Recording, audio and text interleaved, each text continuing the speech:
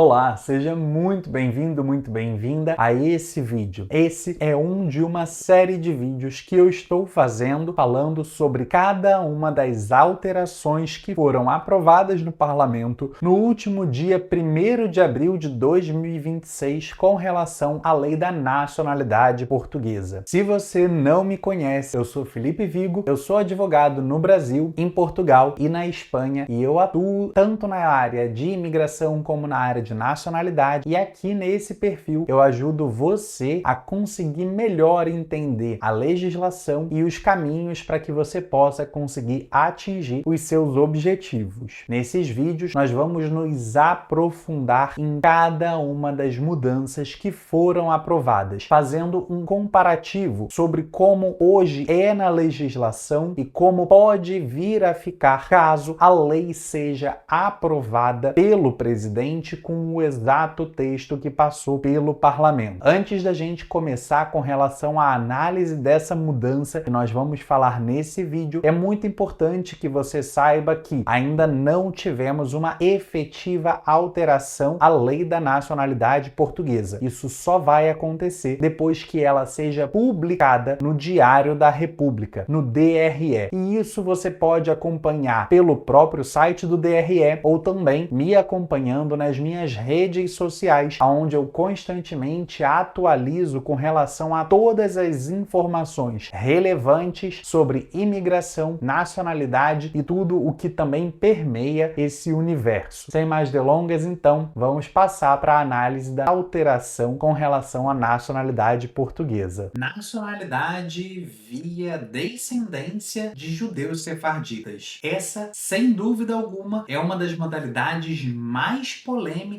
da Lei da Nacionalidade atualmente. Isso porque essa modalidade ela foi implementada como uma reparação histórica a um fato ocorrido. Ocorreu tanto na Espanha como também em Portugal. A Espanha foi a primeira a instituir essa reparação histórica, mas na Espanha a legislação que veio a instituir essa via, ela já nasceu com um prazo de validade, ou seja, uma data em que a lei não mais permitiria que os descendentes de judeus sefarditas fizessem o pedido da nacionalidade por essa razão. Entretanto, em Portugal, essa lei, desde o seu nascimento, nunca teve o estabelecimento de um limite, de uma data para o seu fim. E isso fez com que muitas pessoas conseguissem obter a nacionalidade por essa via. Inclusive, um oligarca russo, já durante o período da guerra que estava acontecendo, o que colocou Portugal numa situação muito complicada. Isso porque as pessoas que tinham uma nacionalidade russa, especialmente pessoas com ligações ao governo, tiveram seus bens congelados. Mas esse oligarca, quando obteve a sua nacionalidade portuguesa, já não mais poderiam ter os seus bens congelados. E isso colocou Portugal numa situação um tanto quanto embaraçosa e uma situação que não se conseguia explicar. Até mesmo porque essa nacionalidade, ela foi obtida em um prazo recorde. Quando a gente fala do judeu sefardita, ela foi obtida em menos de um ano de processo, o que fez com que Portugal fosse de volta com a legislação para o parlamento para poder rever e tentar fazer ali algumas alterações e adequações necessárias. Naquela altura, tentou-se excluir essa possibilidade da Lei da Nacionalidade, mas ainda não conseguiam justificar a sua exclusão. Com isso, a principal alteração que nós tivemos e que até hoje se mantém em vigor é que os descendentes de um judeu sefardita, para poder fazer o pedido da sua nacionalidade, para além de toda a comprovação que já era necessária, precisariam também comprovar que tiveram ou que tinham 3 anos de residência em Portugal, podendo ser 3 anos consecutivos ou intercalados, como a gente diz, que seria o intercalado. Agora, se nós tivermos a alteração da Lei da Nacionalidade com o texto que foi aprovado no parlamento, eles vão, de fato, extinguir a possibilidade do pedido da nacionalidade portuguesa pela via dos judeus sefarditas. E isso vai fechar essa porta não para centenas, mas sim para centenas de milhares de pessoas, inclusive pessoas que já estão estão com o seu processo em curso, porque também é de conhecimento para quem está buscando essa via que é necessário, aspas, porque não é um requisito efetivo da legislação, apresentar um estudo da CIP ou da CIL. E esses estudos estão demorando imenso tempo até a sua conclusão. Se essas pessoas não apresentarem os seus pedidos antes que o texto venha a ser publicado no Diário da República, ainda que elas tenham os estudos em curso na CIP ou na CIL, elas vão sim perder o direito a solicitar a nacionalidade portuguesa pela via dos judeus sefarditas. E é exatamente por conta dessas mudanças que eu sempre digo, e aqui eu repito, não deixa para amanhã a nacionalidade portuguesa que você ainda pode pedir hoje. Isso porque amanhã pode ser que você não mais tenha direito a fazer o pedido da sua nacionalidade portuguesa por esse mesmo fato.